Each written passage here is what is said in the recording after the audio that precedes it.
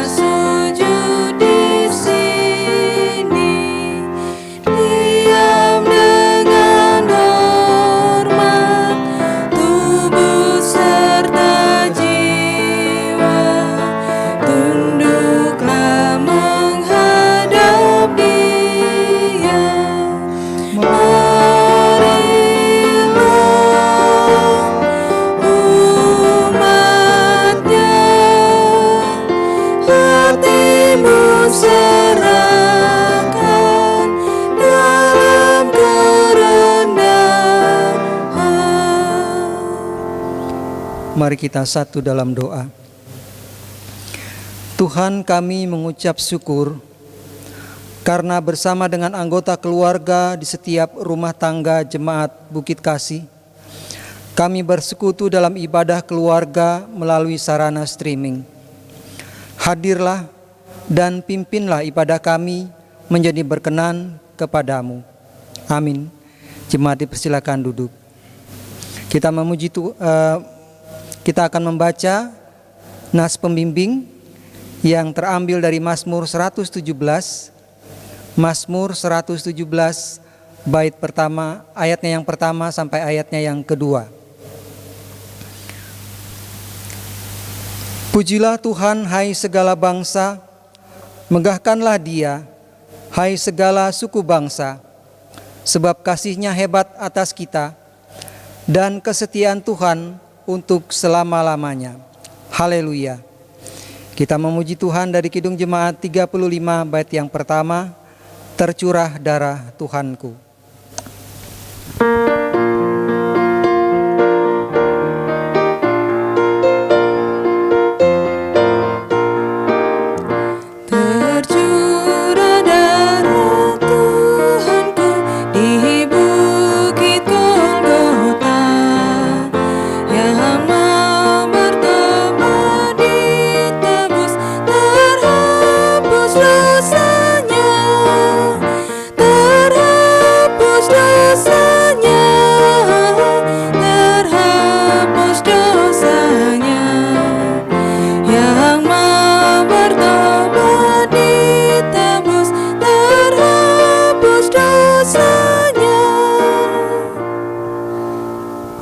Jemaat yang diberkati Tuhan, kita masuk dalam pelayanan firman Tuhan. Kita akan membaca firman Tuhan pada kesempatan ini. Pembacaan kita berdasarkan surat Rasul Paulus untuk jemaat Tuhan yang ada di Korintus, yaitu 1 Korintus pasal 13, 1 Korintus 13, ayatnya yang ke-8 sampai ayat 13. 1 Korintus 13 ayat 8 sampai dengan ayat ke-13. Sebelum kita membaca dan merenungkannya, mari kita berdoa, mohon bimbingan melalui Roh Kudus Tuhan agar firman Tuhan ini dapat kita mengerti dan kita lakukan. Mari kita berdoa. Kami siap ya Tuhan untuk membaca firman-Mu. Karena itu tolonglah kami untuk mengerti setiap firman yang kami baca pada setiap ayat. Supaya melalui firman-Mu ini kami mengerti dan memahami kebenaran yang bersumber dari Tuhan dan kehendak Tuhan yang harus kami lakukan. Ya Roh Kudus, mampukanlah kami mendalami firman-Mu dan kebenarannya. Bersabdalah kami siap menjadi pendengar yang baik, memelihara firman-Mu dengan sungguh-sungguh dan siap untuk melakukannya. Amin. Mari jemaat Tuhan kita berdiri. Kita membaca 1 Korintus 13 ayat 8 sampai 13. Demikian firman Tuhan. Kasih tidak berkesudahan, nubuat akan berakhir, bahasa roh akan berhenti, pengetahuan akan lenyap. Sebab pengetahuan kita tidak lengkap dan nubuat kita tidak sempurna. Tetapi jika yang sempurna tiba, maka yang tidak sempurna itu akan lenyap. Ketika aku kanak-kanak, aku berkata-kata seperti kanak-kanak.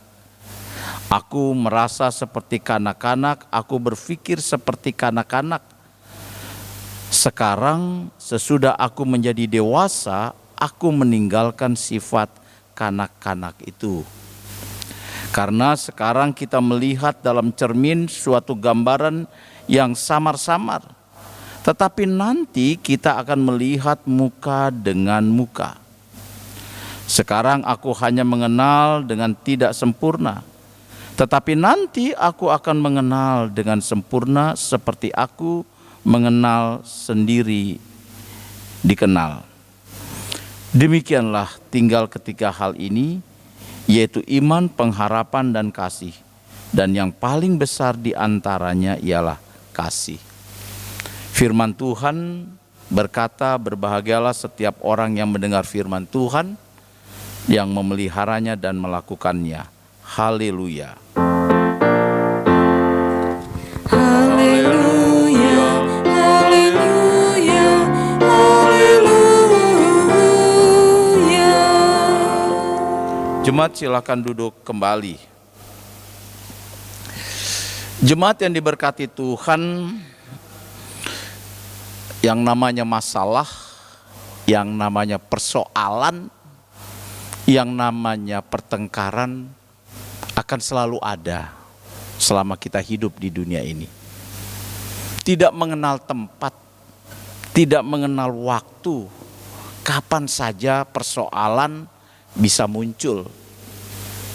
Dan banyak penyebab persoalan itu muncul.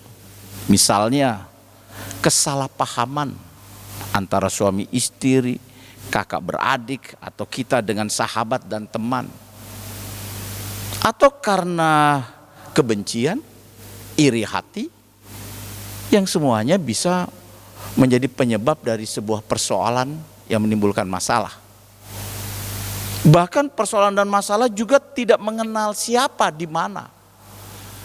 Tidak hanya ada di tengah-tengah keluarga, tidak hanya ada di tengah masyarakat, tapi persoalan atau masalah pertengkaran bisa ada juga dalam persekutuan gereja sekalipun.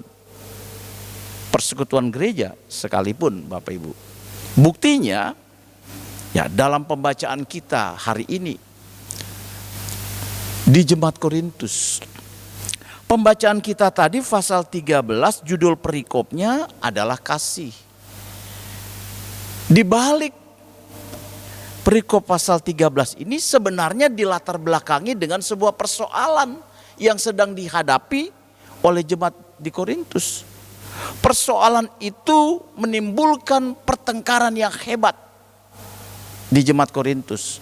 Bahkan pertengkaran itu menjurus pada perpecahan jemaat.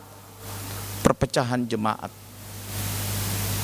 Pertanyaannya, apa sih Pak Pendeta yang menjadi pokok persoalan, permasalahan sehingga timbul pertengkaran di jemaat Korintus? Jemaat ini adalah jemaat yang dianugerahi Tuhan karunia yang luar biasa. Karunia yang luar biasa. Karunia apa saja? Jemaat ini dikaruniai, warga jemaatnya punya kemampuan untuk bernubuat. Menyatakan sesuatu yang akan terjadi. Itu nubuat. Sesuatu itu belum terjadi. Tapi Tuhan memberikan karunia kepada beberapa orang untuk bernubuat, melihat sesuatu yang akan terjadi ke depan. Sehingga jemaat bisa waspada, hati-hati.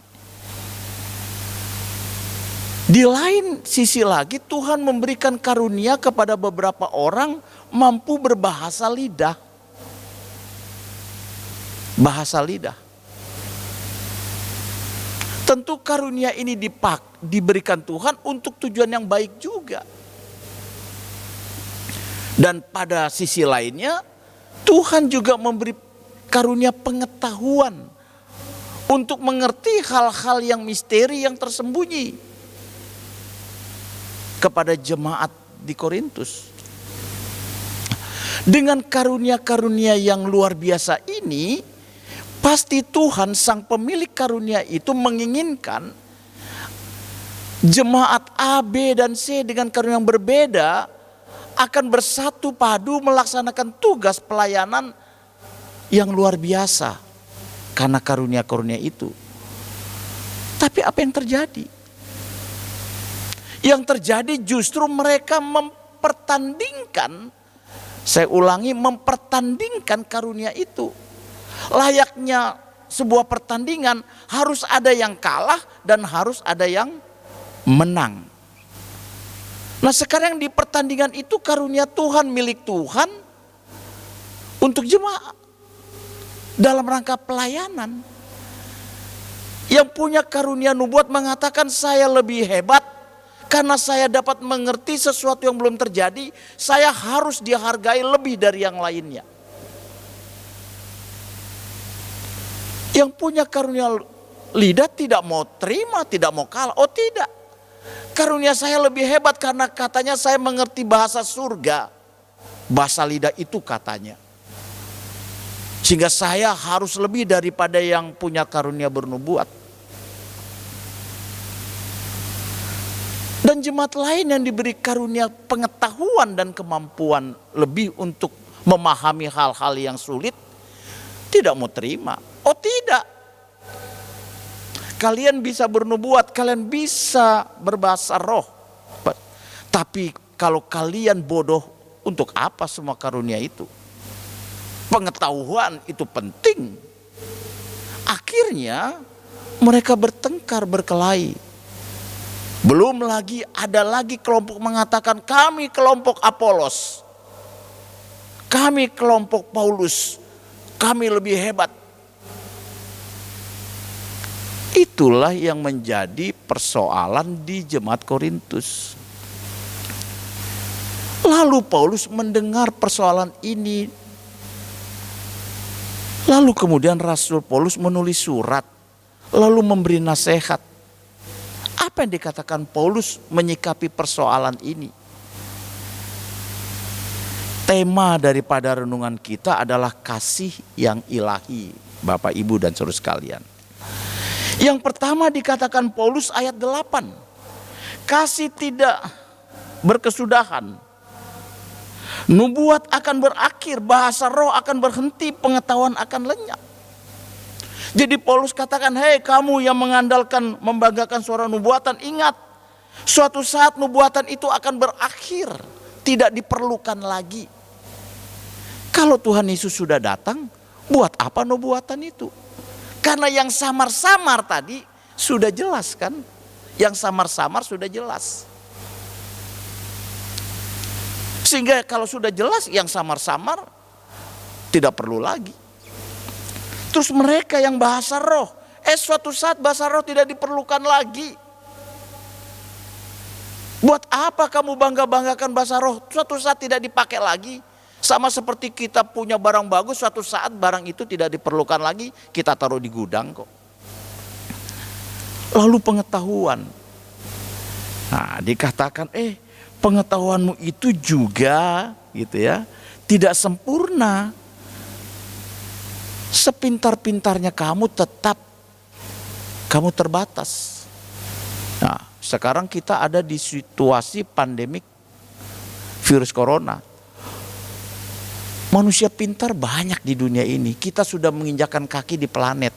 Tapi untuk urusan corona, kita seperti orang bodoh kembali. Iya kan Bapak Ibu? Kita mulai dari hal sederhana, belajar cuci tangan. Kita menjadi seperti anak kecil yang diajarkan artinya cuci tangan, tidur cukup. Ya kan, kita kecil disuruh tidur supaya sehat. Itu kan hal sederhana. Kita menjadi bodoh kembali. Jangan main di luar, di rumah saja. Itu nasihat waktu kita kecil. Makanya Paulus katakan waktu aku kecil ya seperti kanak-kanak. Sudah besar beda lagi. Kita menjadi bodoh. Bukan berarti Paulus mengatakan tidak perlu nubuatan, bahasa roh, dan pengetahuan. Bukan. Tetapi ada yang lebih dari ketiga hal itu. Apa itu? Kasih ilahi. Ini keutamaan yang melampaui tiga hal tadi. Karena itu ketika Paulus bicara tentang iman, pengharapan dan kasih, Paulus katakan yang paling utama adalah kasih. Kenapa? Iman suatu saat tidak diperlukan. Ibrani katakan dasar sesuatu yang kita harapkan. Iya kan? Ketika yang kita harapkan sudah datang, tidak perlu lagi kan pengharapan itu. Iman tidak perlu. Kalau Yesus sudah datang, kita bertemu muka dengan muka, kata Paulus. Seperti aku mengenal diriku sendiri, ketemu Yesus, tidak diperlukan lagi iman. Kita berdoa berharap nanti sudah ketemu Yesus, tidak perlu lagi berharap. Jadi iman dan pengharapan tidak kita butuhkan pada saatnya. Tetapi ada yang tinggal tetap yang tidak berkesudahan, yaitu kasih. Karena itu Paulus katakan percuma kamu berkorban kalau tidak ada kasih. Percuma kamu punya iman memindahkan gunung kalau tidak ada kasih. Percuma kamu menguasai bahasa dunia dan bahkan bahasa roh kalau kamu tidak punya kasih.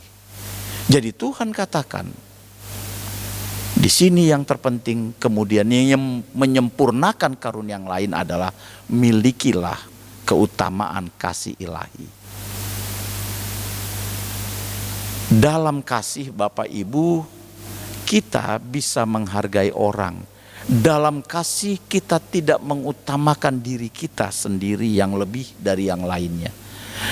Karena itu dalam penjelasan tentang kasih jelas Paulus katakan kasih itu sabar, murah hati, tidak cemburu, tidak megahkan diri, tidak sombong, tidak melakukan yang tidak sopan, tidak mencari keuntungan sendiri, tidak pemarah, tidak menyimpan kesalahan orang lain. Ia tidak bersuka cita karena ketidakadilan, tetapi karena kebenaran. Menutupi segala sesuatu, percaya segala sesuatu, mengharapkan segala sesuatu, sabar menanggung segala sesuatu.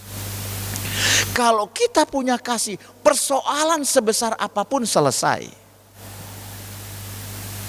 Kalau kita mempunyai kasih Allah, kebencian sebesar apapun selesai. Selesai Bapak Ibu.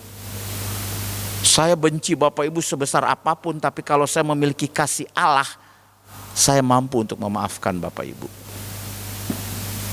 Ya, karena kasih Allah. Kasih Allah lah yang mampu membuat saya hidup rukun dengan sesama. Kasih Allah yang membuat saya mampu berdamai dengan orang-orang di sekitar saya. Kasih Allah yang membuat saya dapat menghargai orang lain. Kasih Allah yang mampu membuat saya mengakui kelebihan orang lain. Kasih Allah yang memampukan saya menerima perbedaan, bukan mempertandingkan. Itulah yang dilakukan Paulus sebagai nasihat kepada jemaat di Korintus dengan persoalan-persoalan tadi. Jadi Bapak Ibu, memang kita tidak bisa meniadakan pertengkaran, perselisihan, permusuhan. Pasti akan ada. Tapi semua itu akan tidak ada artinya kalau kita memiliki kasih Allah. Iya kan Bapak Ibu? Kalau kita memiliki kasih Allah, nah, hubungan suami istri itu kan bukan hubungan selalu rukun. Pasti akan ada 1 titik, 2 titik, 3 kita bertentangan, berkelahi, ribut. Tapi kalau ada kasih Allah, selesai. Iya kan? Dalam hubungan berjemaat, kita bisa beda pendapat, bahkan kita bisa ribut. Tapi kalau ada kasih Allah, kita mampu kok untuk tetap bersekutu. Karena kita itu ada karena kasih Allah, bersekutu karena kasih Allah. Bahkan dengan sahabat dan teman, kadang kita juga bisa cekcok, kita bisa marah, kita bisa musuhan. Tapi kalau ada kasih Allah, kita bisa berdamai kembali kok. Karena itu, milikilah kasih yang ilahi, yang datangnya dari Tuhan. Dunia itu bisa memberi kasih, tapi kualitasnya berbeda, Bapak Ibu. Kasih dunia itu kan kata orang, ada uang abang disayang, ada uang abang ditendang. Saya mengasihi Bapak dan Ibu karena ada kepentingan. Kalau tidak ada, saya bisa tidak perlu Bapak Ibu. Kan ada orang yang tiba-tiba baik sama kita ya. Rupanya ada maunya, tapi kalau maunya sudah dapat dia pergi. Nah itu kasih dunia itu. Dunia bisa memberi kasih tapi kualitasnya jauh. Karena ada udang di balik peyek itu Bapak Ibu. Tapi kalau kasih Allah luar biasa. Mari kita memiliki kasih Allah agar seluruh persoalan dalam kehidupan kita dapat kita selesaikan dengan baik. Tuhan memberkati. Amin. Jemaat yang diberkati Tuhan, kita aminkan firman Tuhan dengan bernyanyi memuji Tuhan dari Gita Bakti, dari Kidung Jemaat 257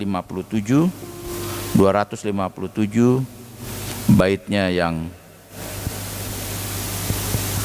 kedua.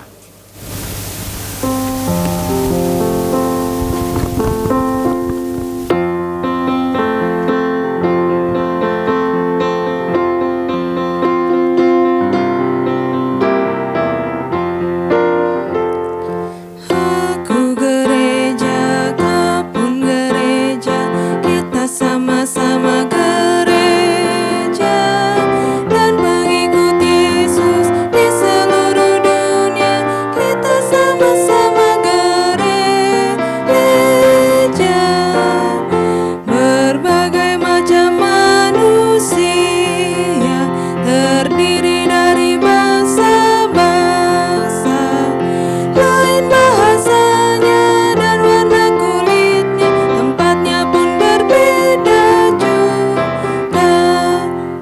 Aku gereja, kau pun gereja, kita sama-sama gereja dan pengikut Yesus di seluruh dunia. Kita sama-sama gereja. Jemaat Tuhan, mari kita berdoa. Terima kasih untuk firman-Mu yang mengajar kami untuk memiliki kasih yang ilahi. Dengan kasih yang datangnya dari Tuhan, setiap persoalan, setiap permasalahan yang kami alami dengan orang-orang yang kami cintai, anggota keluarga, saudara seiman, bahkan teman, sahabat dalam komunitas pergaulan kami, akan dapat kami selesaikan dengan baik. Karena dengan kasih-Mu kami diajar untuk rendah hati, untuk memaafkan, mengutamakan satu dengan yang lainnya. Terima kasih Tuhan, firman-Mu ini kiranya menjadi dasar dan ciri kehidupan kami sebagai anak-anak Tuhan. Saat ini ketika kami beribadah di setiap keluarga, di setiap rumah dari sektor 19, hal itu disebabkan oleh pandemik virus corona. Ya Tuhan, kami mau memaknai peristiwa ini tetap dengan iman. Pasti ada maksud dan tujuan Tuhan untuk kami lebih dapat beribadah bersama anggota keluarga kami. Kalau selama ini ibadah keluarga hanya orang tua, suami istri, tapi ketika kami beribadah dalam konteks pandemik corona, kami ada bersama dengan anak-anak, bahkan seisi rumah kami. Terima kasih Tuhan, ini hal yang baik untuk kami. Kiranya ke depan setelah pandemik ini selesai, persekutuan kami bersama anggota keluarga kami juga tetap berlanjut, supaya kami bertumbuh bersama dalam iman. Berkati ibadah keluarga Jemaat Bukit Kasih, sekalipun masih dalam pandemi corona, kami tetap melakukannya dengan penuh sukacita dan mengikutinya juga dengan sukacita. Kami berdoa untuk seluruh program kerja pelayanan Jemaat Bukit Kasih, Tuhan berkati, Walaupun dengan situasi yang terbatas, dengan gerak lingkup yang terbatas, kami tetap mengucap syukur, kami tetap akan berupaya maksimal melayani-Mu Tuhan di tengah jemaat. Kami berdoa, hamba-Mu berdoa bagi jemaat Bukit Kasih di setiap keluarga. Karena COVID-19 ini kami terbatas dalam ruang lingkup gerak kami, beri kami kesabaran, roh hikmat-Mu agar kami boleh mengikuti apa yang menjadi kesepakatan bersama sebagai warga negara, warga gereja, agar kami menjadi bagian bersama dengan seluruh rakyat Indonesia memerangi pemutusan penyebaran virus corona dengan baik. Kami berdoa bagi warga jemaat yang karena virus corona ini mereka terpapar. Kami berdoa beri mereka kekuatan bahwa Tuhan bersama mereka. Kami tidak menghakimi mereka, kami tidak mempercakapkan untuk hal yang buruk, tetapi kami boleh mendukung dalam doa dan setiap kesempatan yang kami bisa lakukan, sehingga saudara kami diberi kekuatan penghiburan untuk melewati semua itu. Bagi warga jemaat yang terdampak sehingga secara ekonomi mereka sulit untuk bekerja, mencari nafkah, pemutusan hubungan kerja, Tuhan beri kami kekuatan, beri jemaat-Mu kekuatan bahwa kami dipelihara oleh Tuhan, supaya kami tetap berpengharapan bahwa Tuhan memberi kami makan, memberi kami minum, Tuhan menjaga kami. Biarlah melalui kepedulian dari kami, dari jemaat, untuk selalu menopang saudara kami warga jemaat yang terdampak melalui program diakonia atau peduli COVID, supaya kami boleh berbagi untuk menopang saudara kami yang membutuhkan pertolongan pada saat-saat seperti ini ya Tuhan. Kami menyerahkan upaya pemerintah, bangsa dan negara kami juga Tuhan berkati. Bahkan para medis, perawat, dokter, relawan yang berupaya merawat, Tuhan juga berkati mereka, beri mereka kesehatan, kemampuan untuk melaksanakan tugas kemanusiaan yang luar biasa itu di saat-saat seperti ini. Biarlah jerih lelah pengorbanan mereka sekalipun tidak menjadi sia-sia dalam Tuhan. Kami menyerahkan seluruh kehidupan bangsa dan negara kami sepenuhnya padamu.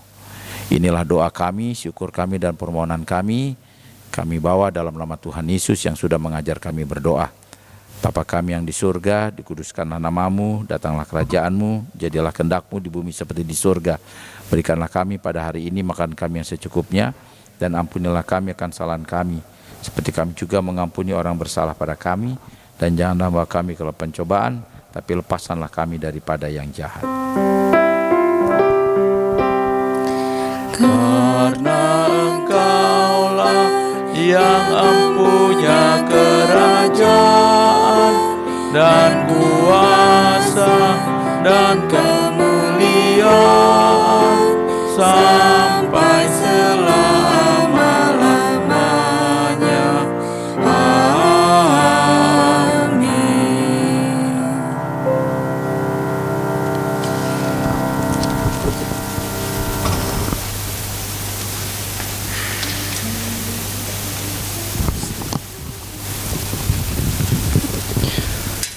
Mari ungkapkan syukur hati dengan memberi bagi pelayanan gereja Tuhan dengan mengingat 2 Korintus pasal 9 ayat 7 sampai 8 yang menyatakan, hendaklah masing-masing memberikan menurut kerelaan hatinya, jangan dengan paksaan, sebab Allah mengasihi orang yang memberi dengan sukacita, dan Allah sanggup melimpahkan segala kasih karunia kepada kamu, supaya kamu senantiasa berkecukupan di dalam segala sesuatu, dan malah berkelebihan di dalam pelbagai kebajikan.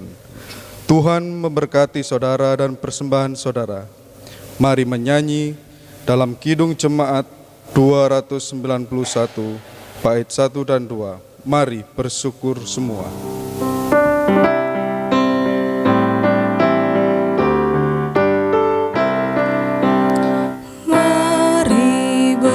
Bersyukur semua atas kebajikan Tuhan, kasih perjanjiannya sungguh nyata selama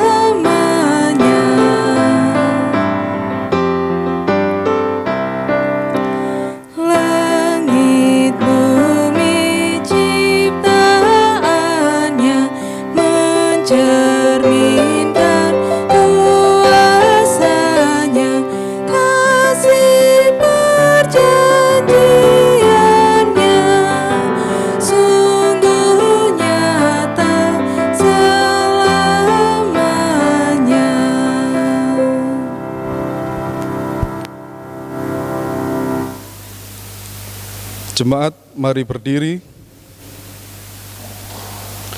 Mari berdoa. Tuhan, Kaulah sumber hidup dan berkat. Kalau kami dapat bersyukur, itu karena Engkau yang mengajarkannya. Terimalah persembahan syukur umat-Mu, berkati sehingga berguna bagi menunjang pelayanan di jemaat-Mu. Amin. Jemaat, kami persilakan duduk kembali.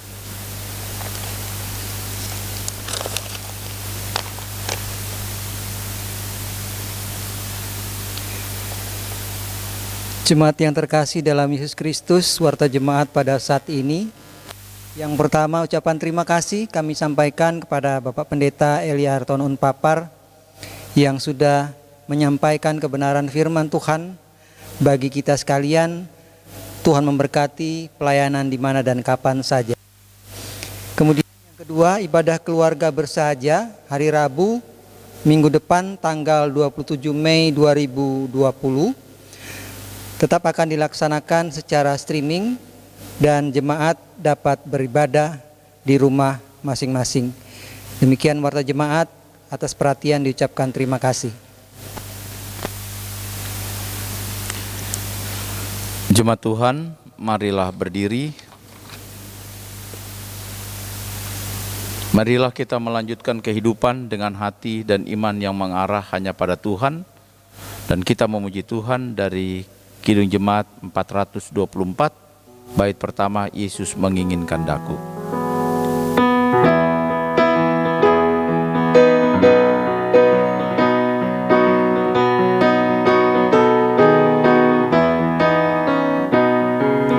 Yesus menginginkan daku bersinar baginya, dimanapun ku berada, ku mengenangkannya. Bersinar, bersinar, itulah kehendak Yesus. Bersinar, bersinar, aku bersinar terus. Arahkan hati dan pikiranmu pada Tuhan dan terimalah berkat-Nya. Tuhan memberkati engkau dan melindungi engkau. Tuhan menyinari engkau dengan wajah-Nya dan memberi engkau kasih karunia.